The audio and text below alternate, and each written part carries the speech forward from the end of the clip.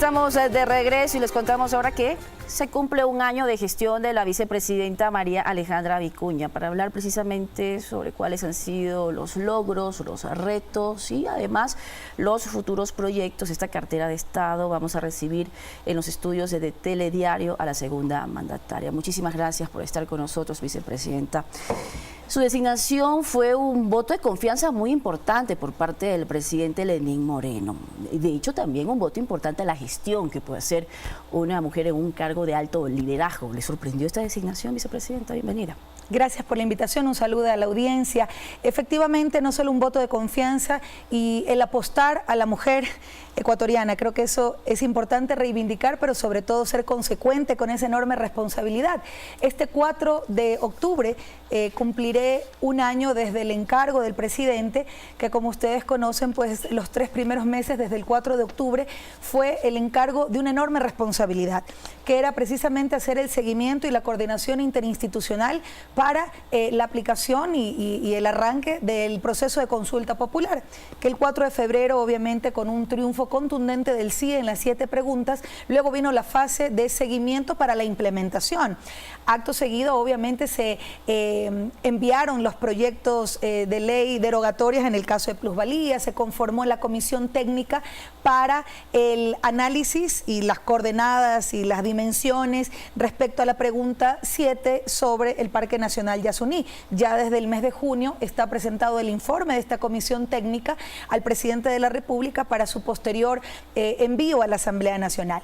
Es importante porque también la conformación o el envío de las ternas que surgieron de un proceso también democrático, de diálogo permanente, liderado por el presidente de la República. ¿Fue consensuado realmente la construcción de estas ternas? Yo creo que fue un resultado de un ejercicio democrático y plural de abrir el espectro y de decirle a la gente, a los gremios, a la ciudadanía en su conjunto, a los movimientos sociales, preséntenos los nombres de los mejores hombres y mujeres que consideren para ser incorporados en las ternas que posteriormente fueron enviadas a la Asamblea Nacional para su designación. Está ya conformado el Consejo Transitorio, que obviamente ya será la evaluación de la ciudadanía en su conjunto la que vea si ese cumplimiento de los anexos y de lo que establecía la pregunta 3 se ha cumplido. Creo que se ha hecho una importante labor. Sin duda habrán cosas que mejorar, cosas que seguramente no tendrán una evaluación adecuada por parte de la ciudadanía, pero lo importante es que esa implementación estuvo en marcha desde el primer momento,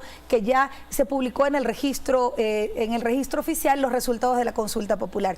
Esto como una de las grandes responsabilidades y que nació de este encargo de 3 meses de octubre. Y obviamente desde el 6 de enero, que ya fue la designación formal, siguiendo los procedimientos que establece nuestra Constitución, ya la Asamblea Nacional, luego del envío de la terna, obviamente procedió con la designación formal ya como vicepresidenta constitucional de la República el 6 de enero. Y estábamos en medio proceso de consulta popular, es decir, el proceso de seguimiento continuó hasta la publicación de los resultados en el registro oficial. Y a partir del 6 de marzo el presidente envió a través del decreto 333 cuáles son esas funciones que en mi condición de vicepresidenta ya designada por la Asamblea Nacional, obviamente tengo que liderar. Son varios encargos que le ha dado el presidente como responsabilidad precisamente a su gestión. En el caso de la gestión de la economía popular y solidaria, existen ya varias organizaciones que superan las 1000 que se encuentran registradas hasta la actualidad.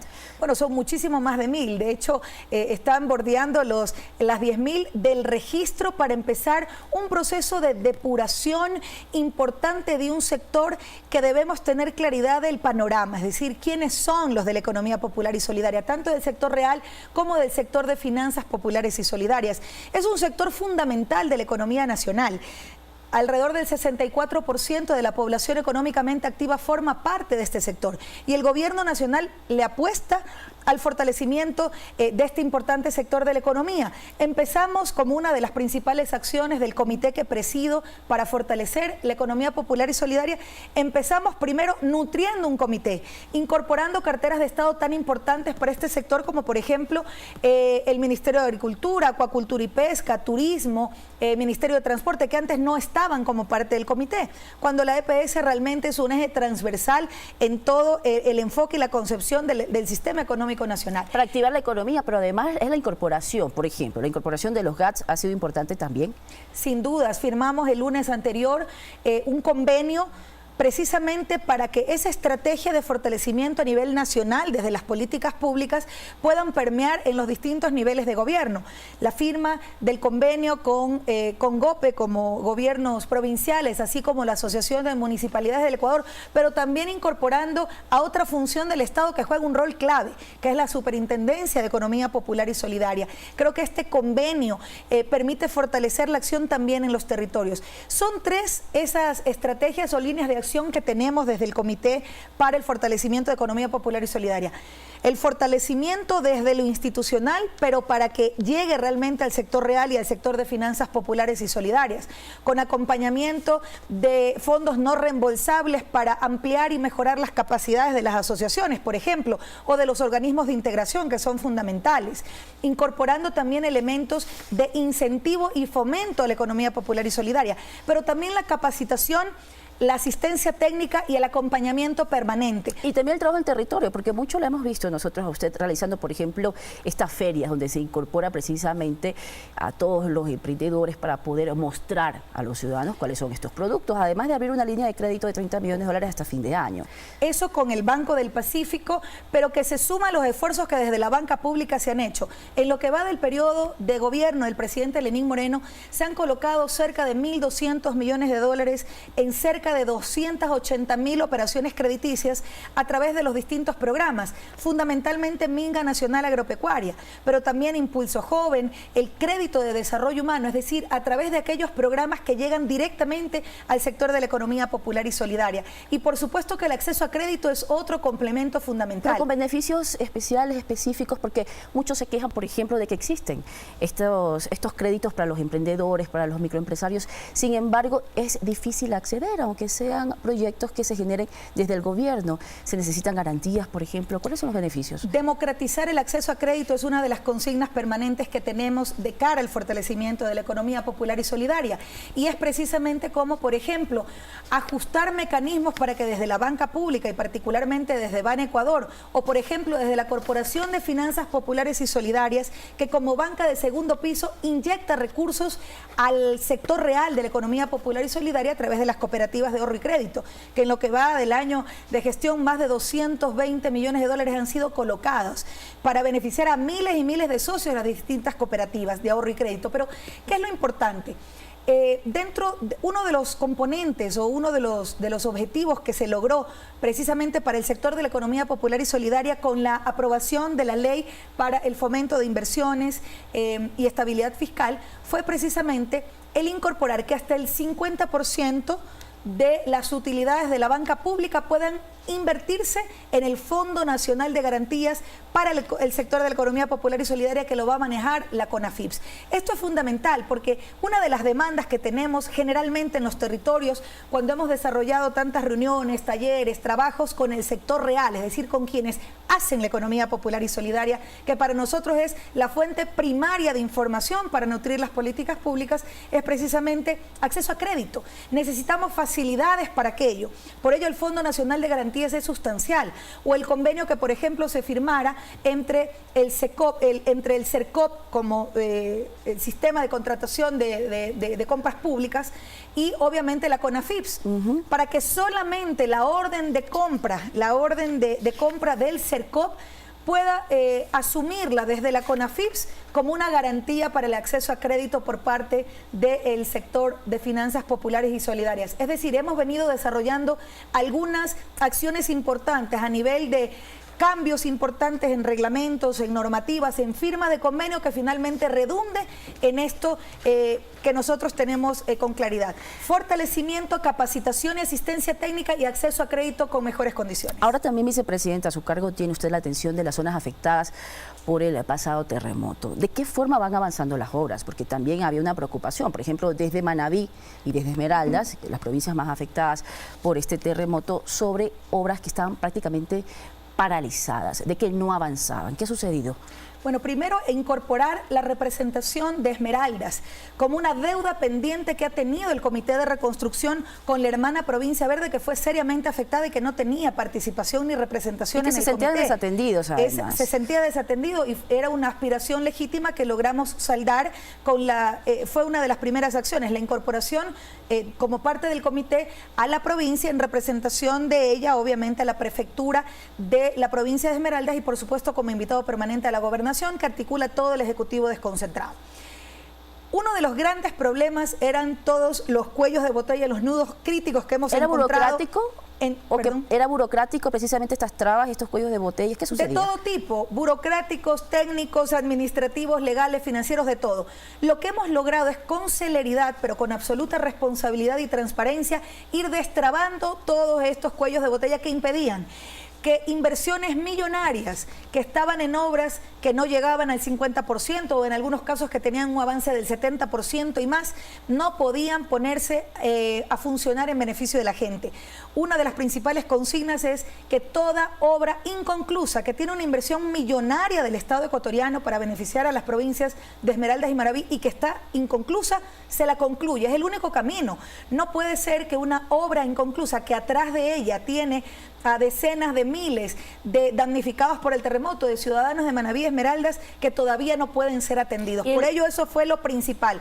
Y de lo que va de este año, de enero a septiembre, se han entregado ya, logrando destrabar todas estas dificultades, 32 importantes obras que bordean los 200 millones de dólares en distintas áreas: vivienda, vialidad, educación, salud y por supuesto sistemas de alcantarillado y agua potable, así como equipamiento urbano, que es clave también para la reactivación económica, como mercados, por ejemplo, o facilidades pesqueras. Una inquietud también importante para los manabitas ha sido qué ha sucedido con el aeropuerto de Manta. Quienes utilizan, los usuarios precisamente de este aeropuerto, se preguntan si se lo va a reconstruir, si existen los recursos. Efectivamente, y tiene fuente de financiamiento externa y precisamente a finales del mes de octubre ya se estará firmando el contrato para el inicio de la ejecución de una obra tan importante para la reactivación económica, sobre todo de Manabí, y por supuesto una obra que ha sido considerada como prioridad dentro del Comité de Reconstrucción y que en esta nueva etapa obviamente se lo ha ratificado. Luego de solucionar, como decía, todos los problemas que parten de temas de estudios o temas de fuentes de financiamiento y demás, eso ya va a continuar. Esa es una de las obras prioritarias, así como tantas otras que se tienen en materia, insisto, de equipamiento, de vivienda, de ejes viales, que son fundamentales para el desarrollo de las provincias. Muchos se preguntan también qué va a suceder en los próximos meses. Se han dado anuncios importantes por parte del gobierno, por ejemplo, lo que ha sucedido, las medidas económicas en cuanto al alza de la gasolina súper. ¿Se van a dar otros incrementos en los próximos meses, vicepresidenta? Bueno, el presidente de la República ha sido enfático en decir que no y impulsar un gran diálogo nacional para transparentar qué es lo que le implica al Estado ecuatoriano, el esfuerzo que el Estado ecuatoriano hace a través de los subsidios. Yo creo que ese es un tema que ya lo ha dejado claro el presidente y el equipo económico respecto a que lo único que fue ajustado, digamos, en términos de combustibles fue fundamentalmente la gasolina súper, que recordemos que son fundamentalmente consumida por vehículos de alta gama, y así como el diésel industrial, que ya luego de los grandes grandes reuniones de trabajo y de diálogos permanentes con los sectores que puedan ser afectados, se llegó pues a un incremento que fue,